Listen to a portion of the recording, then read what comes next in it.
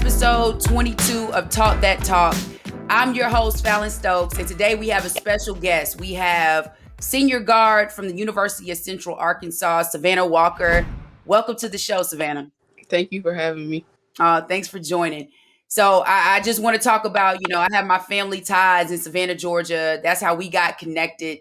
My cousin, Tira Benyard, reached out to me because you're childhood friends with her daughter, Whitney, and just thought that, your story and what happened, which I actually heard from somebody else who passed the Instagram story to me on IG, another relative. So it was so interesting and, heartfelt, and my heart broke for you to see what happened in that situation in your conference tournament game where you guys were playing against Lamar University and an altercation ensued somewhat between you and another player for Lamar, where really the Lamar player was coming at you after she committed a foul, and then other teammates came at you as well. And it was just a crazy set of circumstances where you got ejected and unfortunately couldn't play in any more games in the conference tournament. But we're going to talk about that in a few. But let me just give a little bit of background about you. So you're from Savannah. You went to Woodville Tompkins High in Savannah. You've just told me where that's located, near Beach. And I'm familiar with Beach High School. My aunt and other family members attended that school. But then you started your collegiate career and you ended up at East Georgia State College. Where's that located? In Swainsboro, Georgia. Okay, Swainsboro. Perfect. So, just to start out, talk about that a little bit, like your journey in playing amateur basketball in Savannah, like the level of competition and, what made you make the decision to start out at East Georgia State College and then move on to the University of Central Arkansas. Okay. So all throughout high school, I always told my coach, I want to go D1. I want to go D1. That was just the goal off back. Mhm. Like I never wanted to do nothing else but go D1. So when my first year at Woodville, it was only a junior varsity team. Okay. We had no varsity team because the school was just starting out and they just didn't have a program. So my sophomore year, we ended up getting a varsity team. Okay. We weren't the best, but as the years went on, I got better and I got better. And my last year, we made it to the Final Four. Nice. In the playoffs, and we were one of the top teams in Savannah. Okay. And I basically, at that point, I had a bunch of D1 interests, but no offers. Okay. So then I decided, after maybe I went on a couple visits at different Division II schools, JUCOs, and I was just, this one coach just kind of caught my attention, and she was just like, all we have to do is basically develop you and we'll get you a D1 scholarship. Nice. And so just one day I was sitting in the culinary class and I was just like, I'm going to commit to East Georgia State College. And so I called her and I was like, I'm ready to commit. And so I committed, and then I ended up going there. My freshman year was pretty decent. Freshman year, summer came, and I found out that she was leaving to go to California. Okay. So we had the choice between staying another year and figuring out with this new coach that we hadn't never experienced, or going to transfer to another school. So I decided to stick it out because I was like, why not give the new guy a try? Right. And then once the season went on, the season was crazy because we started out with maybe 15. We ended the season with maybe 4 or 5. Because at one point we lost, at Christmas break, we lost all our players due to grades. Okay. So we only had 4 players, and he had to post flyers around the school to get just anybody to come play so that our season could continue. So 2 girls decided that they would play. They played high school ball, but they hadn't played any collegiate ball. So basically it was 4 legit basketball players and 2 people from campus that was on the team. And by the end of the year, we really only had 4, but we just somehow continued to play games. Like sometimes we only had 3 people in the game, but he Really? didn't want to call it because that was my chance to get film and other people's chances to get film. And so by the end of the year, when it came playoff time, uh, he introduced me to this coach, but the coach was coming to see someone else on the opposite team. Okay. And by the time the game was over, he ended up talking to me. And then that's when he was like, my coach was like, "How do you feel about going to Arkansas?" And I was like, "I'm not going to Arkansas. Like, I'm a homebody. I like my family. I'm not going that far away from my family." And so Right. I basically ended up talking to my family, and they kind of opened my eyes to you gotta spread your wings and fly sometimes by Right. yourself. Right. And so I ended up coming up on a visit, and the first day my plane got canceled. So I was like, "This already a sign that it's Uh-huh. not my. I don't need to go." And then I ended up the next day getting on the flight, coming up here, and going on the visit, and the rest was history. Wow. And that's a fantastic story, especially what you experienced at East Georgia State College, like Yeah. playing with 3, 4 people in a game. That's tough.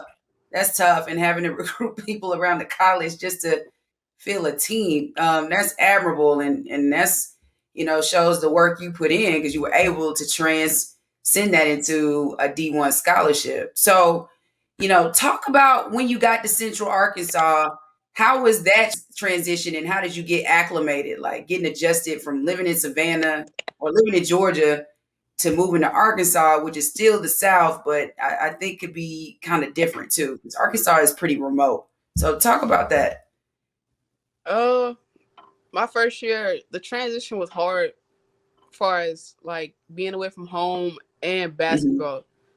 Uh-huh. So, as far as being away from home, I kind of had to like spread my wings and be out there, be social, step out my Right. comfort zone a little bit in order to actually feel the family environment here. Uh-huh. And then, as far as basketball, I kind of my freshman year, I mean, my first year wasn't the best Hmm. because I guess I was going through so much to where it affected my game on the court. Hmm. But I learned so much from that year, which that made this year so much better. Okay. Okay. So how many years have you been? This is your second full season you Second just year, finished? Okay. yes. Okay. So just like tell me what's a daily routine for you, especially during this pandemic? Like how have you had to adjust in playing collegiate athletics during a pandemic? That's been a challenge because Mhm. every day when in season we had to get COVID tests 3 to 4 times a week. So we Okay. would have to wake up maybe Monday, Wednesday, Friday, and Sunday at Mhm. 5 o'clock to go to the indoor facility and take a COVID test. Uh-huh. Then, because of schedules being so odd and everybody having classes at different times, we sometimes had to practice in the morning at 6. Sometimes we had to practice in the afternoon at 6. So it was Right. kind of the day really depended on people's schedules and my coach's schedule. Then sometimes we would have practice at 6 and we would come back at 2, watch film, do breakdown. Mhm. The day really just depended on everyone's schedule, honestly. Mhm. Mhm. So And like the closer it got to playoff time, the longer the days seemed to get. oh, I bet they did. So how was like your class routine too? Everything, was it online? Were you in person? Like how was that? uh, Most of my classes were online, Okay. and you just pick a day where you want to come to class. And my other 2 classes that I do have in person, I have to either go like the first letter of the alphabet, as far as last name goes on Tuesday, and the Mhm. last group of people go on Thursday, so that it wouldn't be so many people in the room at one time. I got you. So sort of like a hybrid course where you Yes, do some online, some in person. I got you. yes. So talk a little bit about how has it been playing for, Coach Rushing. I know since you got there and this year y'all had, y'all kind of overachieved, and it was just unfortunate. Y'all were in the Southland Conference tournament, and we're gonna talk about that in a second about the incident against Lamar. But you guys were playing well. You guys were the fifth seed playing against Lamar. That was the third seed, I believe, and you guys, handled them pretty well in that game and had a very it was a big victory. Like, you guys had a very convincing win against them. So, talk about the momentum y'all had going into the tournament and, trying to see if you could make it to the championship. Uh, at the beginning of the season, we was a train wreck. We were not together at all, and it showed because we came out and we lost our very first conference game to a team Okay. that was 0 and I think 10 on the year. Oh, wow.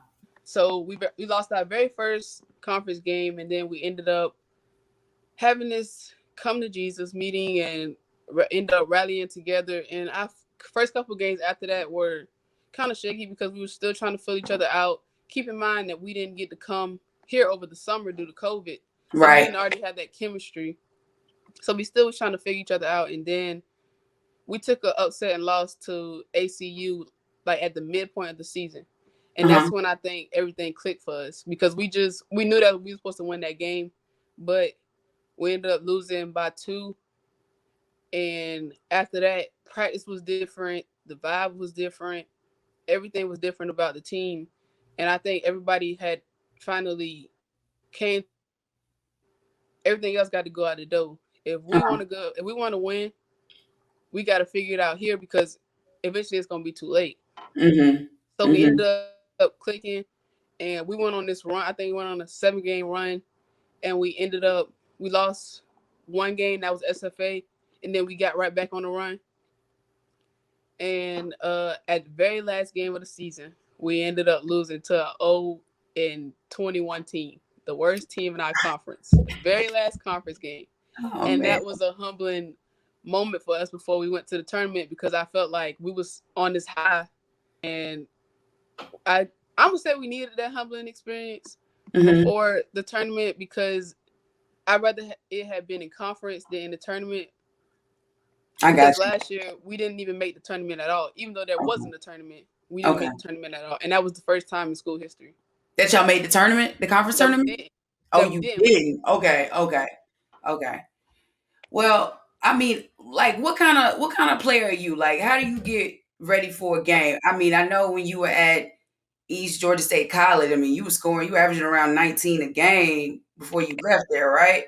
And then you come Yeah. transition to the University of Central Arkansas, and you're the third leading scorer this past season for the team. But like, what's your routine getting ready for a game? And like, how would you describe your game? Uh, my routine for getting the game is real simple. Hmm. Uh, just keep myself level headed. I can't get too high. I can't get too low, and I just basically kind of let everything that's going on outside of basketball go, and I just Hmm. go and play Hmm. because I know at any moment it could be my last. Right. Right. Right. So I just kind of go out there and play. I don't have a ritual, but or a Uh-huh. routine, but I just focus on those key things, just staying level headed, and I'd be fine. And far Okay. as my game, I would say it has definitely changed. Well, my game has changed because my role has changed. Okay. At East Georgia, I had to score all the points, but Hmm. here I became more of a leader or facilitator on the floor, Hmm. Hmm. and I more so find people now than trying to score. I got you. Okay. Okay. So you bit of a combo, but you dishing it out, assisting, getting some assist out there. I see it. So let's talk about the incident that happened in the conference tournament. Now, this was it was interesting. Like I said, it caught my eye when someone sent me the story on IG, and it was one of your teammates who actually spoke out on the video. You guys were surrounding her as she talked about the incident, and it was replay video showing what happened. I think it was like 43 seconds left in the game, and uh, Yes. Angela Hastings for Lamar University was guarding you and trying to chase you while you're dribbling away, trying not to get fouled. She eventually fouls you, I think, reaching for your jersey or pulling on your jersey. And watching the video, it seems like something right there transpired. That she may have said something or some words were exchanged. Can you talk about like what happened and what led up to that moment right there? Okay, so after the ref had basically, blew his whistle, and she said, "All right now," but I turned my back, and it was like out my peripheral, I could see her walking towards me. Uh-huh.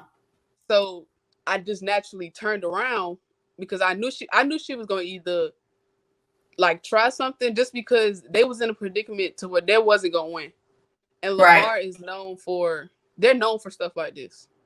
And my Okay. coach always say don't fall into their trap. But in Okay. order for me to defend myself, it was just natural for me to turn around. Right. Right. So I know you guys come face to face because she does step to you and you step towards her. So you're pretty much face to face. And Mm-hmm. then it's one or two players from Lamar that come and push you in the back. Mm-hmm. So like what's going on in your head during this whole moment? Because watching it happened so quickly. So I don't even know if you can remember what you were thinking, but what was going on in your head as this is going on in the game? It was like it was just like I just blacked out. Like I didn't know what was going on because it happened so quick. It was like I got pushed in the back, and then when I turned around, I got punched in the face. So someone actually punched you in the face? Yes. Okay. So you were blindsided, I'm Mm-hmm. assuming. You just Yes, turned it ma'am. around. All right. So then I know the next moment, it's like the whole team. So it's all five players from Lamar surrounding you, and it was one of your teammates that grabbed you and pulled you Yes. back. I mean, I know I get claustrophobic in just certain situations, but it seemed like they were all coming on to you or coming around you. They were surrounding you. Yes. Um, so what's going on at that moment? I mean, I know like it could just be adrenaline just flowing, but what's going on in that moment right there? At that moment, it was just like I got to defend myself. Hmm. Like I was just gonna do whatever it took to defend myself because at that point it was basically kind of like from what I counted when I was in that moment, it was 4-on-1. So my instinct was just like automatically defend yourself, and whatever you do, don't fall. Got you, got you. So, all right, your teammate pulls you back, and then yeah, at this moment, I think they break everything up. And the referees, so was it a moment, the refs, did they go back and look at replay several times, or was it just a Yes. quick decision? Okay. No, So, they went back and they probably watched that replay for like a good 5 minutes okay. because they wrote numbers down, they talked it over, then they went back to the screen and they did something else, and then they met my coaches at half court and they talked to them, and well, they basically like wrote down everything that happened and what number, who did what. And so they said, from what I overheard, was that they said that uh I hit someone, but Oh, the video didn't show that. yeah. So I don't remember hitting anyone. Uh-huh. Well, Uh-huh. matter of fact, I know I didn't hit anyone because Right. if I would have hit someone, I wouldn't have been as mad about the situation as I am. I got you. I And got you. so that's when everything they broke, and then my coach came back and she was just like, you done for the rest of the game. So I'm thinking, maybe I'm just out for the rest of the game. The other two girls, they had to go back to the locker room, and I guess Okay. they didn't pay attention that because if you go back and watch the game, I'm still sitting on the bench. Oh. And so another timeout happens maybe 20 seconds later after the team has played a little bit, and the ref noticed me on the bench, and she was like, "You got to go." And so my Oh. coach was like, "You got to go to the locker room." So the police escorted me back to the locker room, and that's when I kind of knew like I'm done because you can't go to the locker room, you can't get sent to the locker room and play the next game. Oh. So what was the rule? Were you, because I read indications just reading the articles about this. Were you suspended for the remaining portion of the tournament, or was it just a game? It was just one game. Okay, so it's an automatic 1 game suspension if you get ejected. All right. Yes. And so y'all win the game against Lamar pretty Mhm. convincingly. I think it was like 69-54 or something like that. And you move on, you're playing Stephen F. Austin, right? Yes. Okay. And they're the number 1 team in the conference. Yes. So and they compete every year because to make it to the NCAA tournament, you guys have to outright win your tournament. They usually only take Yes. 1 team. Okay. So next game against them, and you guys actually played them well. This We was your did. third time playing them in the season. Yes. Okay. And you end up losing that game by about 8 points, I think. Yes. And then I think about the fact that you average around 7. So, do you think that if you were able to play, would it have made a difference in that game? That it would have given your team a better chance of winning. I think so. Just because we didn't have no ball handler, no backup ball handler, Mm-hmm. and they knew that. So off the jump, if you watch that game, like off the tip, as soon as the backup point guard got the ball, they trapped her immediately, and it was a Mm-hmm. turnover. Mm-hmm. So they kind of they knew they had already knew us from playing, but they really scouted us, and they knew since I was out, we didn't have no legit ball handler.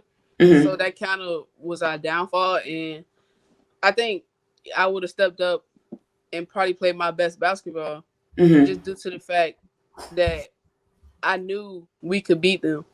Got you. But a lot of other players stepped up and played big time for us. It just the cards just wasn't in our favor. Yeah. And sometimes it happens like that, it's very unfortunate, but my heart went out to you when I saw that, and I was like reading it. I was like, dang, they lost that game by 8.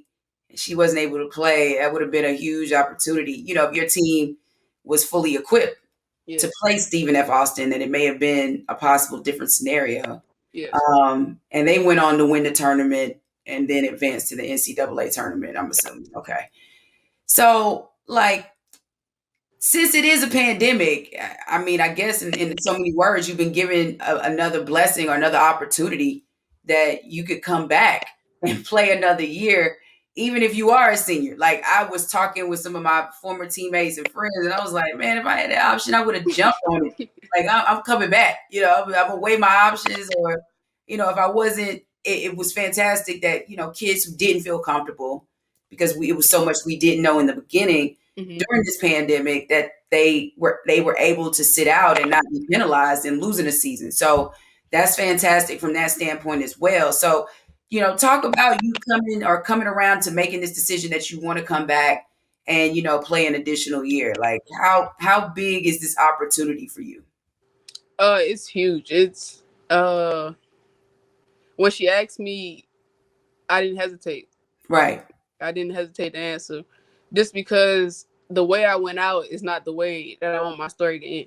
Right. Like even if next year I don't win a championship, as long as I end on a note that I'm satisfied with, Hmm. then I'm fine. But to Hmm. go out like this is I can't do it. Yeah.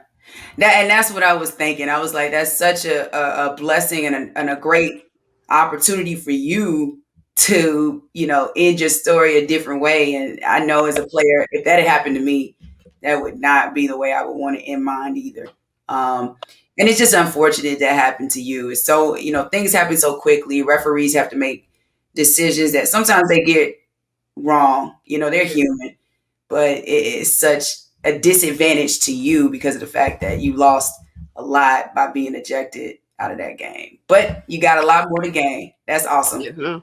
All right. So, Savanna, I like to end the podcast with the talk that talk questions. I call them the triple TQs. And I ask you these questions, and you just give me your responses off the top of your head to the best of your Okay. ability. Just give me what you got. All right. All right. Okay, so the first question: what advice would you give high school student athletes who aspire to play collegiate athletics? It's okay to go JUCO. It's okay to go JUCO. Why do you say that? Elaborate a little bit more. because a lot of people knock JUCO and they make it seem like it's such a bad route when it's not. Like you can go Division 1 after 1 year. Just Mm-hmm. depends on how fast you develop. But Mm-hmm. that gives you a chance to develop more and have more options. So I say it's okay to go JUCO. I like that. It's okay to go JUCO. I love it. All right. So, what is the impact that basketball has had on your life? Man, basketball has been everything. I can't tell you the last time I've had a summer where I've just enjoyed the summer. Basketball has been my life 24/7, and I don't mind it because it's something that I love. Right. And ever since I was 4 or 5, I've been playing basketball. All right. So it's ingrained in you. You just like this is me. This is it. And this is the last one. So, based on the incident that happened at the conference tournament, what is the biggest lesson that you have learned from that situation? The biggest lesson that I've learned is that what God has for me is going to be for me. Like at the end of the day, it's He has the final say. So I can't like I'm still mad about it, but I Mhm. moved on. Like I'm That's okay because I got my blessing out of it. Hey, I like that, Savannah. I like that. Oh man, so this was awesome. I appreciate. Thank you so much for joining the podcast. Thank you. This is a huge opportunity. I really wanted to get your voice out there because I saw, the story, but it was no real continuation or finalization of what really happened besides you being ejected. And I've just heard so many great things about you, Savannah. So I really wanted to, get you on camera or at least get you on this podcast so people could hear from you and actually see you and the type of person and the type of kid that you are, and that this wasn't that type of incident that how it looked on that video or based on the end result, because I don't think it was deserving. But again, thanks so much for joining the podcast. Thank you. All right, Savannah. Well, best of luck for the rest of the school year. I know you getting a Thank little you. anxious. It'll be over soon. Ooh, I'm And glad. then you ready. You need a break. And then hopefully you get back to those summer workouts to get ready for the next season. And best of luck next season as you continue your career at the University of Central Arkansas. Thank you. All right. Stay in touch. Will do. All right. Take care. So that was another great episode. I had the privilege of having collegiate athlete at the University of Central Arkansas basketball player, Savanna Walker. She gave an exceptional or a great story about what happened to her in the Southland Conference tournament this past season in March, where she was ejected from a game after she got into an altercation with a Lamar University player. And I just really wanted to have her on this episode to really get her story out there so my viewers and listeners could hear from her and see the type of young woman she is, the type of personality she has, and that this is not in her DNA. This is an isolated incident that could have put her in a bad light. But I mean, she spoke so eloquently when she said that, God has so much more in store for her and has given her this blessing to have an opportunity or another opportunity to extend her college career and play another senior season. So that's awesome. So Savanna Walker, thanks so much for joining the podcast, and come back anytime. We'd love to have you and see what you're doing. But I'm going to continue the trend like I do every week. And I'm going to give my Black business shout out for this episode. And the Black business shout out goes out to Destiny Wood. Destiny Wood is a wellness coach as well as a massage therapist, and she is expanding her business. The name of her business is Simply Destined, and it comes off of her name, a little play with Destiny, but it's fantastic. I've known Destiny for some years now. She's a good friend of mine, but has always been into the business of helping people and serving her community. And that's what she wants to continue to do with Simply Destined. She has some background. She's a nurse. She has background in healthcare IT and many other facets that she brings to the table. But this business venture that she's starting out and about to blossom, I think is going to be fantastic. It's going to boom. And I want my viewers and listeners to check her out. So if you want to see what Destiny Wood is doing, You can go to her IG page, which is Simply Destined. That's spelled SIMPLIDESTINED.